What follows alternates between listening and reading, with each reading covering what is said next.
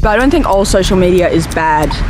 I just think it should be very heavily limited. It's just like really easy to bully people on social media. And this one's for the mums and dads.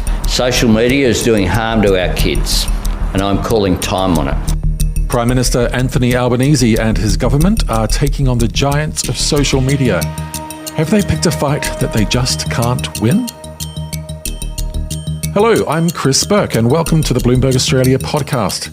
Today on the show, the Labor government is planning to ban anyone under the age of 16 from using platforms like TikTok, Instagram and X, the site formerly known as Twitter, in the latest attempt to regulate these extremely popular sites that kids are spending a lot of time on. The big question is, does this ban stand a chance of even being enforced? Is the Prime Minister just setting himself up for a massive scrap with the tech giants and potentially the US government, especially under a re-elected Donald Trump and his new right-hand man, Elon Musk? Ben Westcott stalks the corridors of power in Canberra as Bloomberg's Australia government reporter and is here to help us understand how all this will likely unfold. Ben, welcome to the podcast. Thanks for having me, Chris. Good to be here. So, Ben, this bill was introduced to Parliament on Thursday morning. And we found out that social media platforms could be fined up to $50 million. Look, that's all very well, but is this bill likely to become law, and by when? Normally, laws can face extensive scrutiny through Senate committees and things along those lines, take months to pass. But this has bipartisan support, at least at the moment, between the Labor government and the Liberal National Coalition opposition, both of whom want to see it enacted as quickly as possible. So in theory, we could see it pass through the Senate next week before it then ends up giving tech companies 1 year to get acclimatized to the laws, and then it will come into effect. Now, that obviously isn't guaranteed. The Greens oppose it quite strongly. And the coalition has just this week backtracked on a previously law that was thought to be bipartisan, the foreign student caps. So anything could happen next week in what will be the final sitting week of 2024. Yeah, that's a very good point, that these proposals that appear to have support from all sides can lose it just as quick. Look, it does sound like this is obviously something important for everyone who cares about mental health, kids' mental health. I mean, that's all of us, right? But let's get real for a minute. Restricting things, access to things online has been tried before around the world with varying degrees of success. What's Albo proposing differently that makes him think this time the plan's going to work? So all we know at this stage is that children under the age of 16 will be banned from being on social media, and the government is not going to be policing this themselves. They've pushed the onus for responsibility onto social media companies. So basically what we're going to see is Facebook, the company Meta, and X and TikTok, they're going to have to police this themselves. And if they don't follow through on what the government will have legislated, they're going to face fines. Now, there's two really outstanding questions from this. One is, which social media sites will be included? Now, I've mentioned some there that we know will be included, but the definition of a social media site won't extend to messaging platforms, the government said, and gaming sites. So that could mean things like WhatsApp and the Steam gaming platform could be free from this regulation. But they're going to have to apply, the minister said, for an exemption for each one. Now, the other point is, how will age be verified? And this is a question which there hasn't really been an answer on. We know that in the Labor caucus, there was a question to the minister, Michelle Rowland, on whether or not Australians would have to upload their ID to verify their age. And she said no. But then this raises questions of how will their age be verified in a realistic way that also protects Australians' privacy. Okay, well, I think this already shows how complicated this ban will be in terms of how it's actually going to work. I mean, if you're not verified with a face, what are the other options? If it's possible for exemptions to be granted on messaging platforms, I mean, teens are being bullied on those platforms too. You've got to ask, is this just virtue signalling, or does the government need to spend a bit more time gaming this out? We'll talk more about that in a minute, but Ben, firstly, what's the reaction been from the big social media platforms? So far, they've only had a reaction from Meta and from X, formerly known as Twitter. Meta was the really detailed reaction. They said that the onus for regulating this should be put off the social media sites and onto the app stores. So the big app stores run by Google and by Apple. And basically, their argument was that if you make parents police children on each individual site, you'll end up having families, going from one to another to stop their children using them. And that makes more sense to do it just at the hub of the App Store, thereby essentially posting an age verification across it. And obviously, this argument also supports Meta and other companies such as X, because it would mean that they wouldn't have to put in place the infrastructure to enforce this rule. However, there is an exception to this and a problem with it, which has been pointed out by some experts, which is that app stores only apply to smartphones and to Apple computers. When it comes to anyone using a browser or a web browser, you don't need an app store for that. And therefore, it wouldn't stop children from accessing, Facebook, Instagram, X on browsers. That's why the government's plan, if it is to work, will probably need to focus on that site-by-site basis. Yeah, and as we know, kids are a lot smarter than us when it comes to tech and finding these kind of loopholes. Speak for yourself, Chris.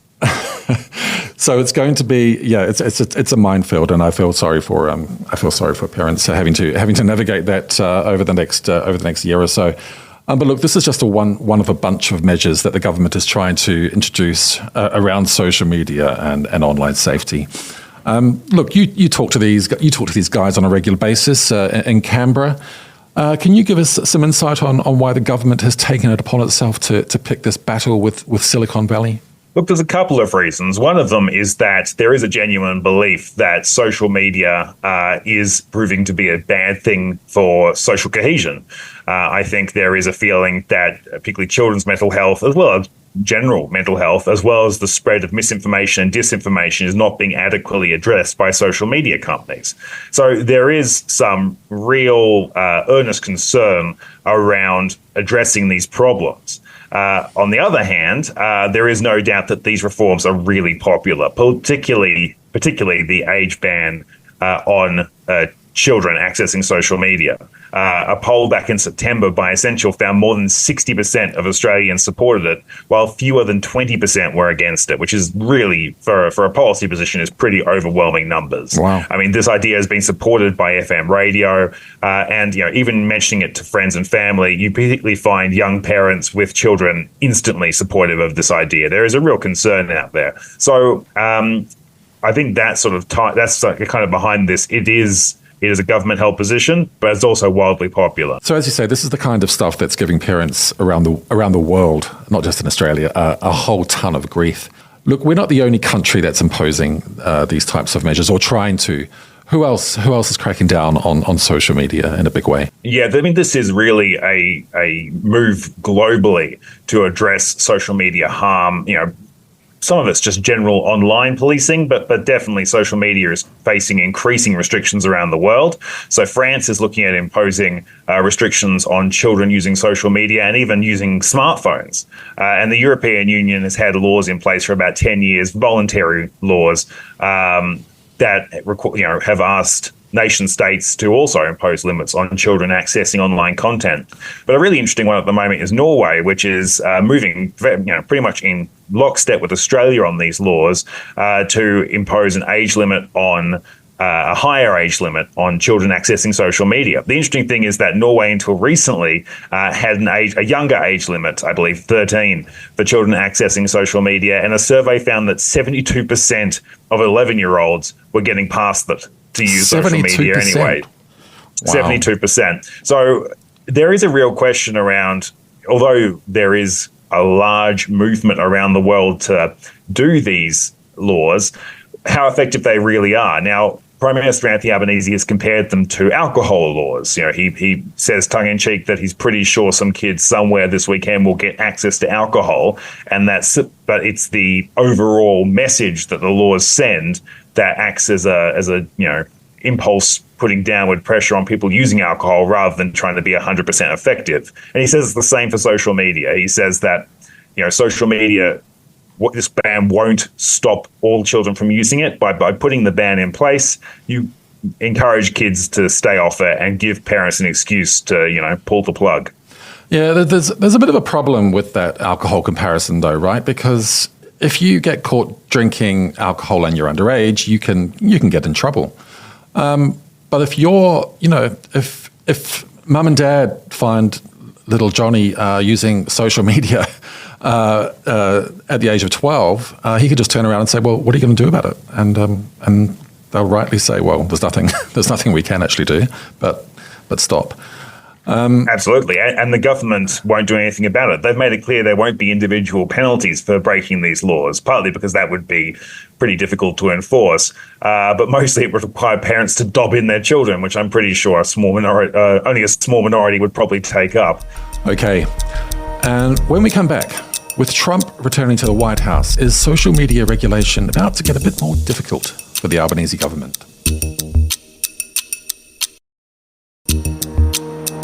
Social media has a social responsibility. If Mr. Musk doesn't understand that, that says more about him than it does about my government. And welcome back to the Bloomberg Australia podcast. You're with Chris Burke and government reporter Ben Westcott. That was Anthony Albanese back in September responding to Elon Musk calling the government fascists after they announced plans to slap fines on social media platforms if they fail to tackle misinformation. Fines of around as much as 5% of their global revenue. So, Ben, we also had this digital duty of care initiative that was announced last week by the Minister, Michelle Rowland, which sounds like it could potentially prove another irritation for Musk and his rivals operating in Australia. What do we know about that? I think it just shows that Elon Musk has got a lot in his hands that he hasn't been on X talking about it. He's been quite busy at the moment in Mar-a-Lago, I believe. But yeah, absolutely. I mean, these are just more restrictions on social media, and they're not uniquely Australia things. For instance, the digital duty of care, which was announced last week, this will bring Australia into line with laws already in place in the UK and the European Union. And they're things that advocates have been calling for a long time. But what actual effect they'll have and whether or not these will all be challenged in the court is something we'll have to see. After all, Elon Musk has already shown he is very happy to take the Australian government to court over these social media restrictions. And in some cases, he's won. Not every time, but enough times to show that the government could have an uphill battle imposing more restrictions on social media. Yes, Elon Musk certainly is a very busy man at the moment. I don't really know how he does it. But look, how do you see that new bromance with Donald Trump influencing the social media landscape? What do we know about Trump's policies on this? Look, what we've seen in the past is that Donald Trump makes these very close friendships with figures, and then they may or may not last. So how long the bromance with Elon Musk will last is anyone's guess. What we do know is that someone who Trump is far more closely tied to, that's J.D. Vance, his vice presidential elect, has said previously that he would be prepared to start a fight with the European Union if it was to crack down on social media platforms that were based in the US. And I think in specific, he was talking about Elon Musk's platform X, formerly known as Twitter. So although the bromance with Elon Musk may not last forever, it's clear that there are forces inside the administration who do take a pretty dim view of foreign governments cracking down on their social media platforms. And it's not like Prime Minister Anthony Albanese needed particularly anything else to cloud his relations with Donald Trump. Already there's been questions around the suitability of Ambassador Kevin Rudd, previous comments made by Albanese himself, as well as whether or not the US president will be interested in the AUKUS submarine pact. So there's a lot on Albanese's plate already. If Donald Trump comes to him and says, I don't really like these social media policies your government's putting in place, it could become a negotiating tool. Yeah, and not to mention he also has that election to try and win next year as well. So look, it seems like Australia's social media ban probably will come into law at some stage, but it's going to be a tricky one to enforce. And as we've just been saying, there's a whole bunch of potential headwinds coming their way.